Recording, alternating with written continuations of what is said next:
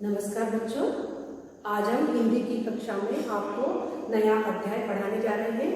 पाठ का नाम है मानवीय करुणा की दिव्य चमक। क्या कहा बच्चों? मानवीय करुणा की दिव्य चमक, जिसके लेखक है सर्वेश्वर दयाल सक्सेना। अब मानवीय करुणा की दिव्य चमक क्या है? मानवीय करुणा, इसका मतलब क्या होता है? मनुष्य के मन में पैदा होने वाली दया। और दिव्य का मतलब होता है लौकिक, महान।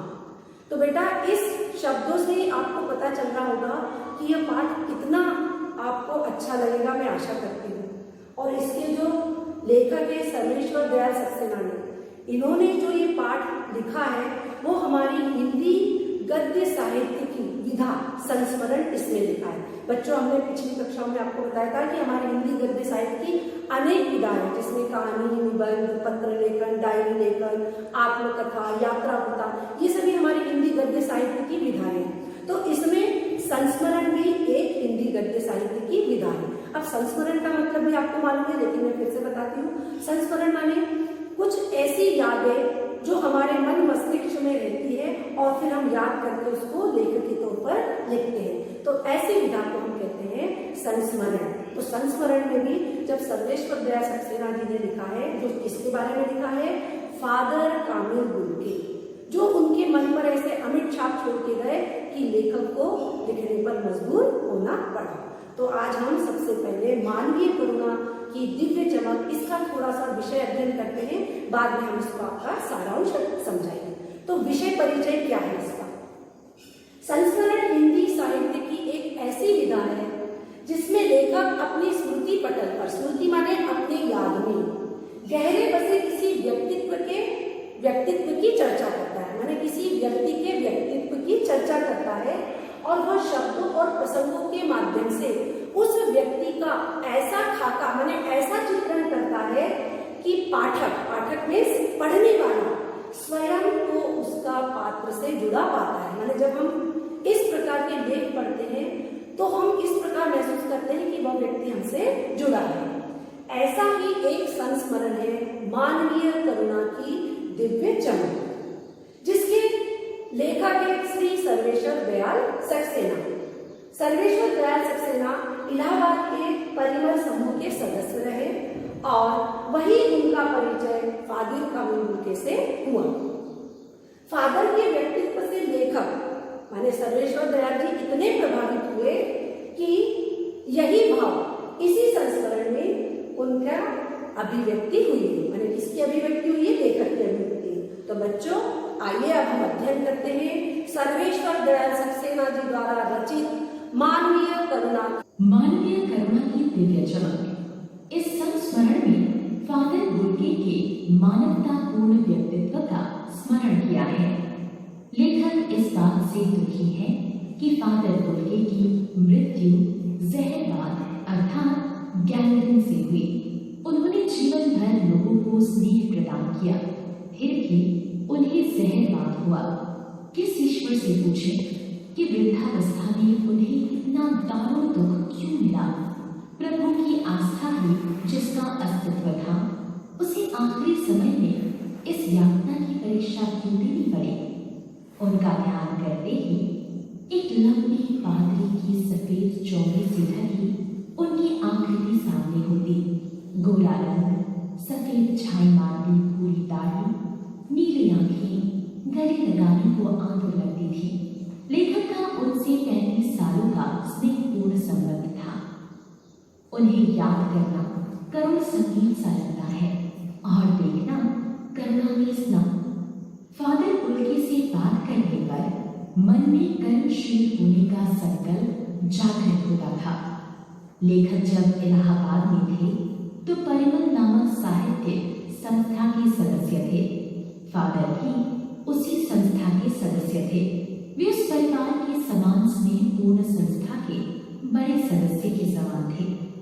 वे गोष्ठियों में विचार विमर्श और हास परिहास में खुलकर भाग लेते थे। वे सबके पारिवारिक उत्सवों और विभिन्न संस्कारों में पुरोहित के रूप में उपस्थित रहते थे। लेखक के पुत्र का अन्नप्राशन उन्होंने ही किया था।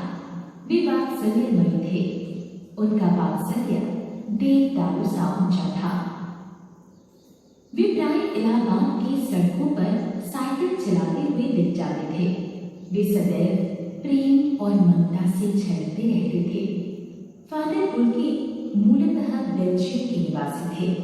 उनके घर में माँ, पिता, 2 भाई और एक बहन थी। वे भारत को ही अपना देश मानते थे। वे अपनी जन्मभूमि रेन्सशाटर को बहुत सुंदर मानते थे। उन्हें अपनी माँ से बहुत लगाव था। वे अक्सर डॉक्टर रघुवंश को माँ की चिट्ठियां दिखाते थे। भारत आने के बाद वे 2-3 बार ही बेल्जियम गए थे। सन्यासी बनने के प्रश्न पर वे इतना ही कहते थे कि वे प्रभु की इच्छा से सन्यासी बने। वे इंजीनियरिंग के अंतिम वर्ष की पढ़ाई कर रहे थे, तभी वे सन्यासी बनने के लिए धर्मगुरु के पास पहुंचे और भारत में जाने की इच्छा रखी। उन्हें सन्यासी बनाकर भारत भेज दिया गया। फादर बुल्के ने पहले 2 वर्षों तक जीसस संघ में पादरियों के धर्माचार की पढ़ाई की। फिर 9 से 10 साल दार्जिलिंग में पढ़ते रहे। उन्होंने कोलकाता में BA तथा इलाहाबाद में MA हिंदी किया। उन्होंने इलाहाबाद में विद्वान डॉक्टर धीरेन्द्र वर्मा के निर्देशन में रामकथा उत्पत्ति और विकास विषय पर शोध प्रबंध प्रस्तुत किया। उन्होंने नीलपंछी नाम से ब्लू बर्ड नाटक का रूपांतर किया। बाद में वे रांची के सेंट जेवियर्स कॉलेज में हिंदी और संस्कृत के विभागाध्यक्ष रहे। यही उन्होंने प्रसिद्ध हिंदी अंग्रेजी कोश तैयार किया और बाइबल का अनुवाद भी किया। 73 वर्ष की आयु में जहरवाद से उनकी मृत्यु हो गई।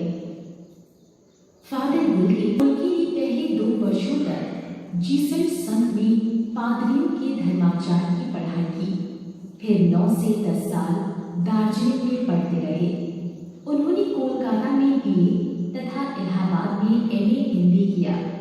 उन्होंने इलाहाबाद में विद्वान डॉक्टर धीरेन्द्र वर्मा के निर्देशन में रामकथा उत्पत्ति और विकास विषय पर शोध प्रबंध प्रस्तुत किया।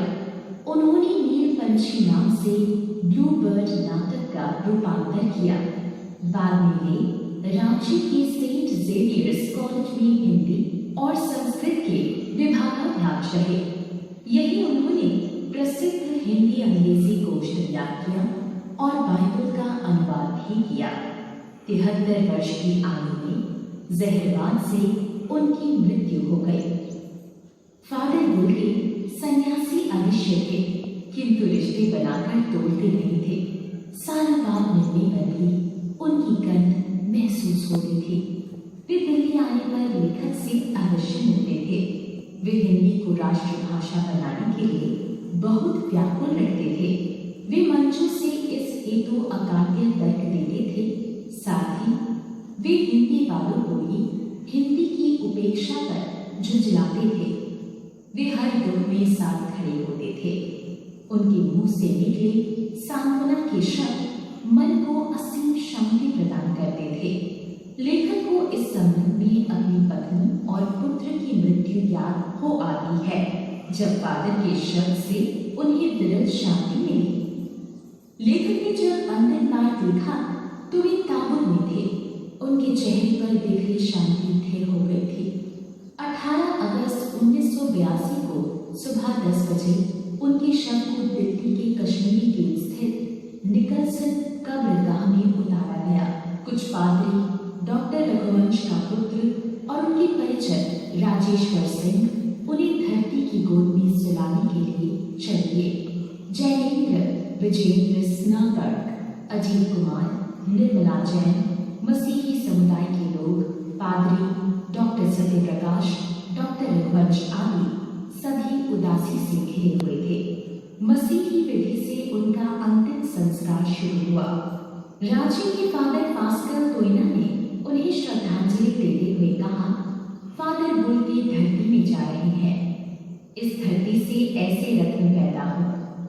डॉक्टर सत्यप्रकाश ने भी अपनी श्रद्धांजलि में उनके अनुकरणीय जीवन को नमन किया।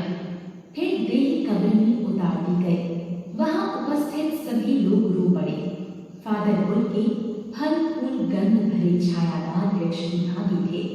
उनका व्यक्तित्व दिव्य करुणा की चमक से लहलहाता खड़ा रहता था।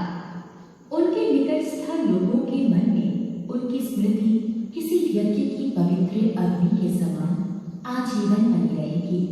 लेखक उस पवित्र ज्योति की याद में श्रद्धानक है।